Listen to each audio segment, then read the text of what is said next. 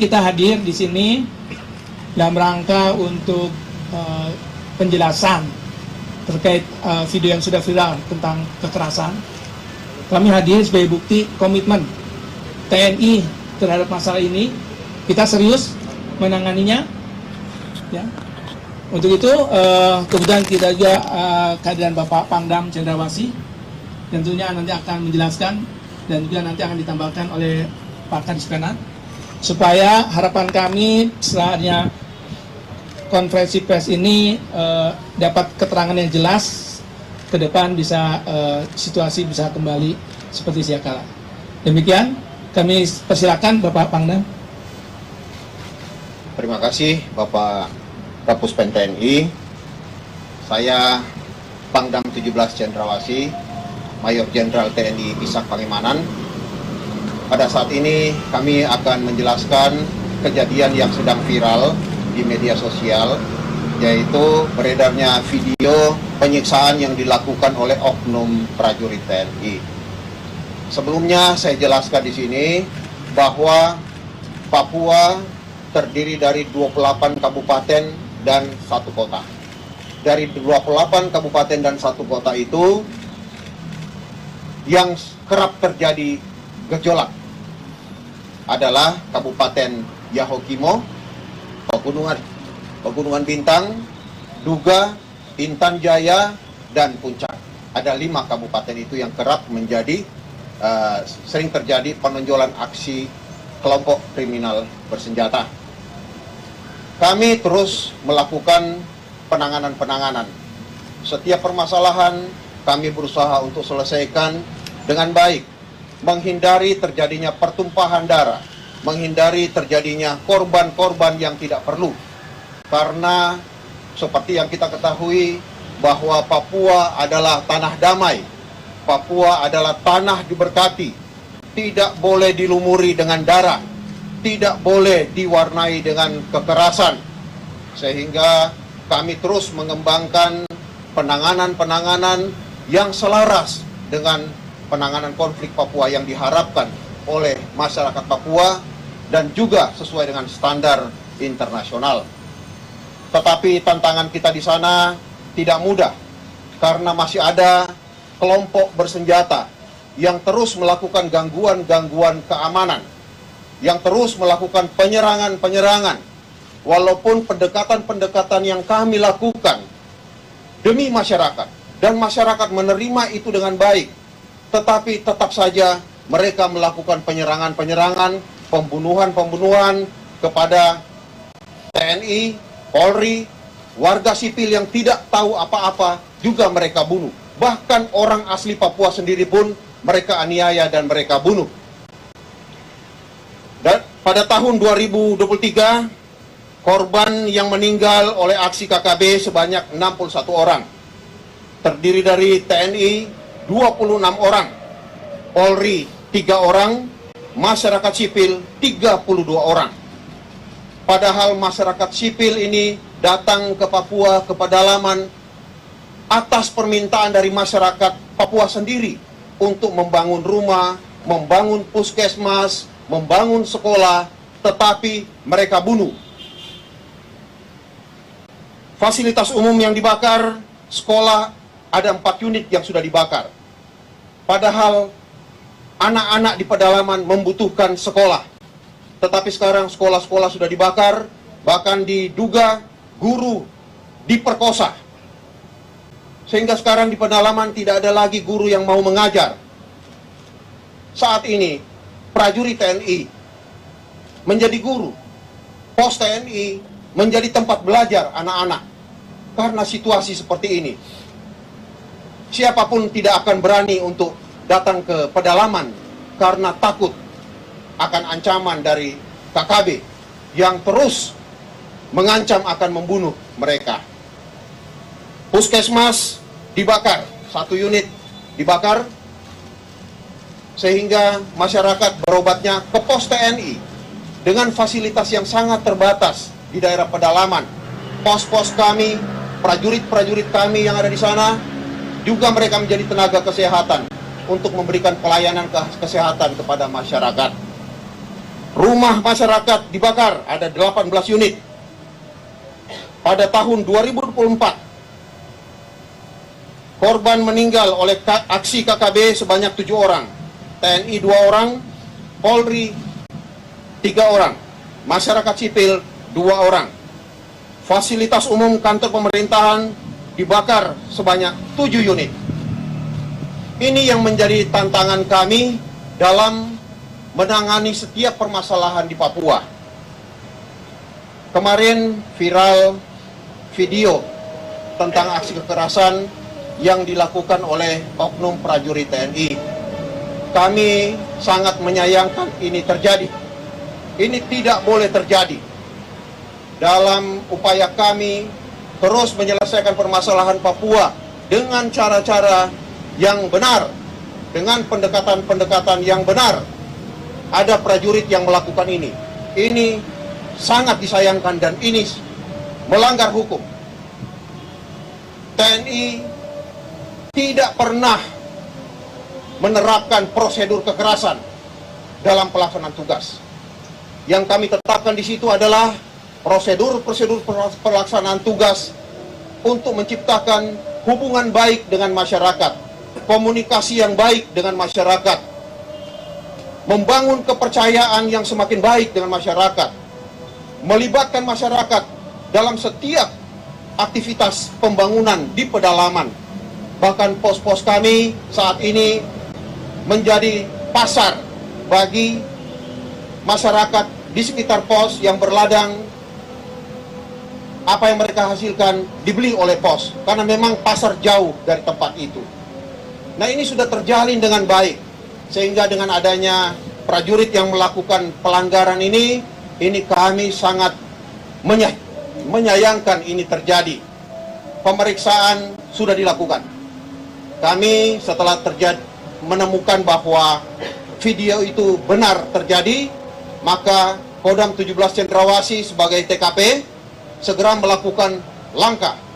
Yang pertama, kami membentuk tim investigasi yang saat ini sedang bekerja di Puncak Jaya, khususnya di daerah Ilaga, Gome, di mana TKP itu terjadi. Kita akan usut tuntas permasalahan ini.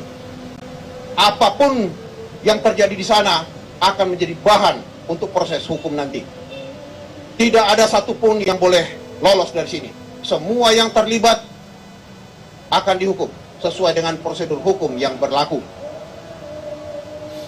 Kita sudah membuat permintaan bantuan pemeriksaan kepada Kodam 3 Siliwangi karena Batalion 300 sudah purna tugas, sudah tidak lagi di Papua.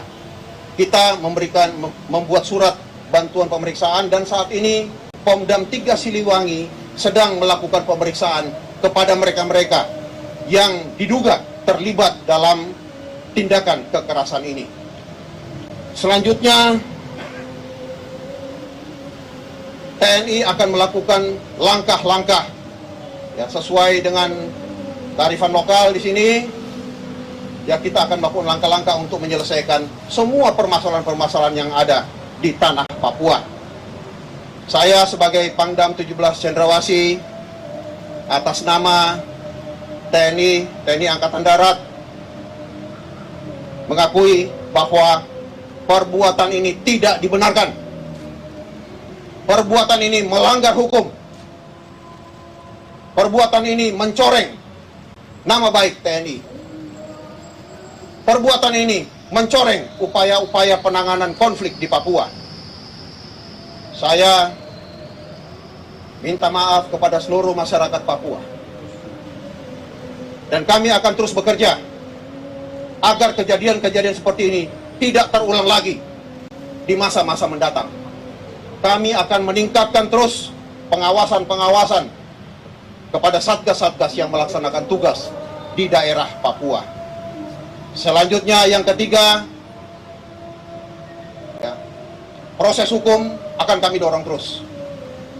Kompensasi kepada masyarakat Papua adalah keadilan yang harus mereka dapat. Kami akan memberikan keadilan yang seadil-adilnya kepada masyarakat Papua.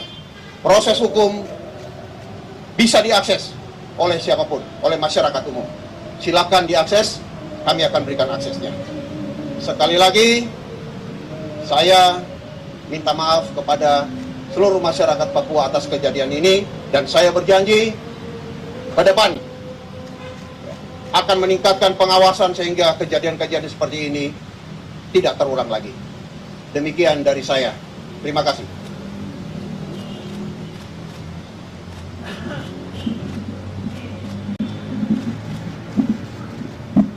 Assalamualaikum warahmatullahi wabarakatuh. Selamat siang, salam sejahtera kita semua, rekan-rekan sekalian. Berkaitan dengan video yang viral tentang tindakan kekerasan yang dilakukan oleh oknum prajurit TNI di Pos Gome, Bapak Kepala Staf Angkatan Darat dan Mekanik Pimpinan TNI Angkatan Darat menyampaikan permohonan maaf atas ketidaknyamanan atas terjadinya kejadian tindak kekerasan ini yang dilakukan oleh prajurit TNI dari unit 300 Raider. Dan ini akan kami jadikan sebagai bahan evaluasi dan introspeksi ke dalam bahwa kami harus terus melakukan pengawasan dan pengendalian terhadap prajurit-prajurit TNI AD yang bertugas di lapangan. Dan ini kan kami jadikan sebagai bahan introspeksi diri.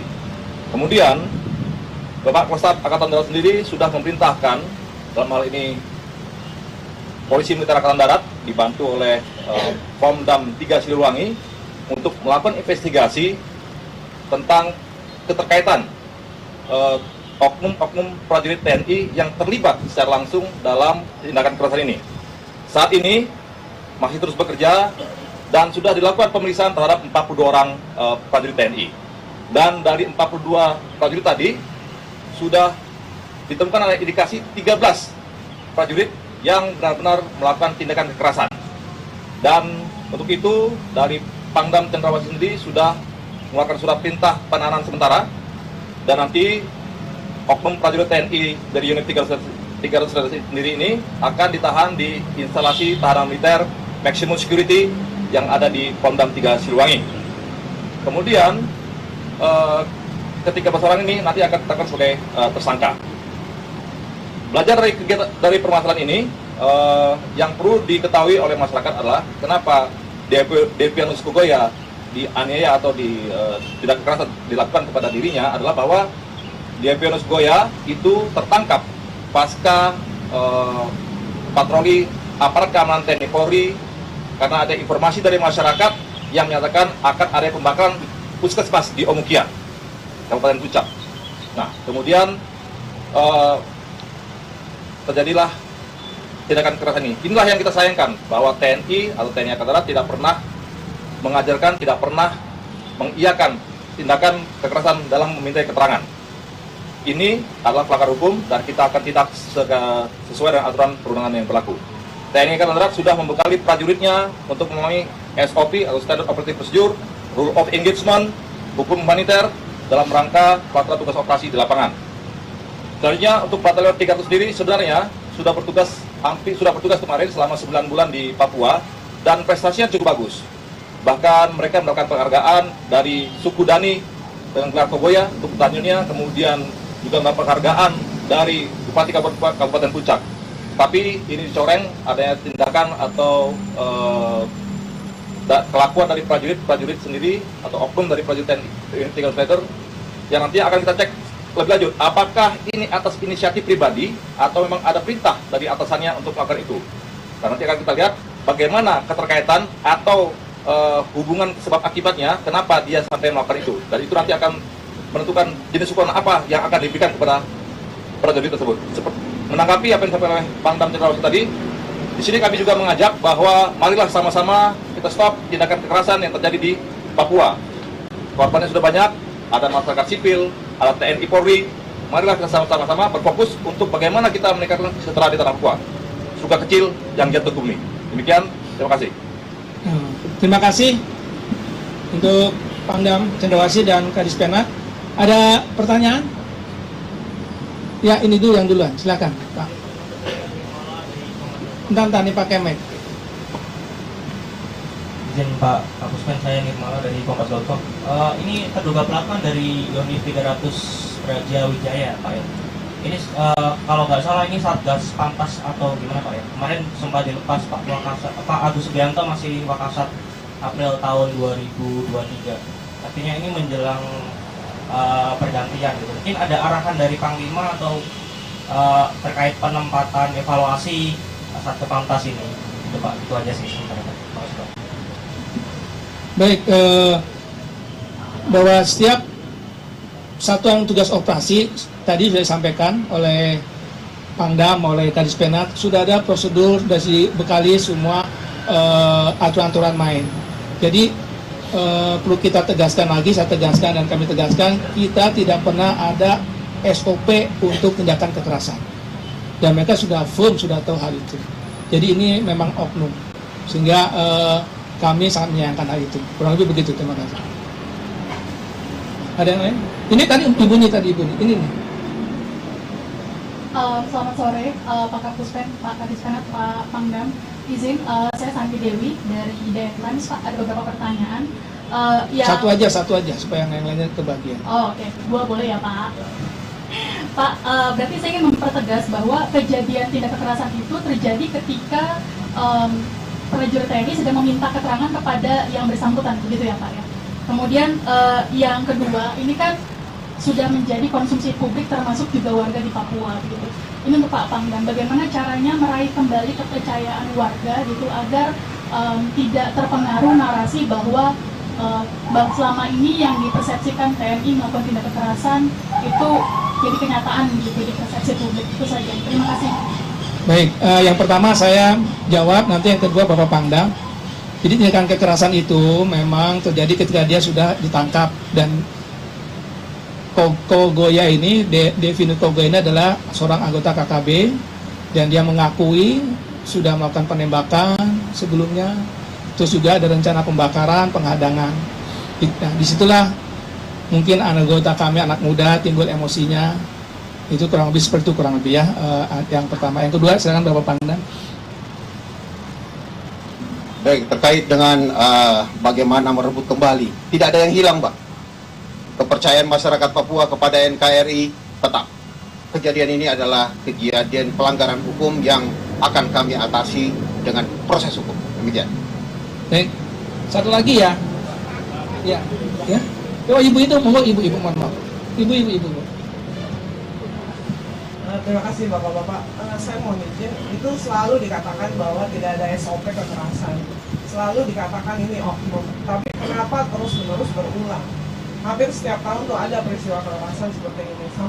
Sampai kadang-kadang tuh kita heran. Ini TNI itu ada pembinaan nggak sih? Maksudnya ketika sebelum berangkat itu gimana pembinaan dari Angkatan Darat untuk mengirim pasukan ke operasi lawan insurgensi, yang mana kita semua tahu seperti disampaikan Bapak Pangdam, ini adalah memenangkan hati dan pikiran rakyat.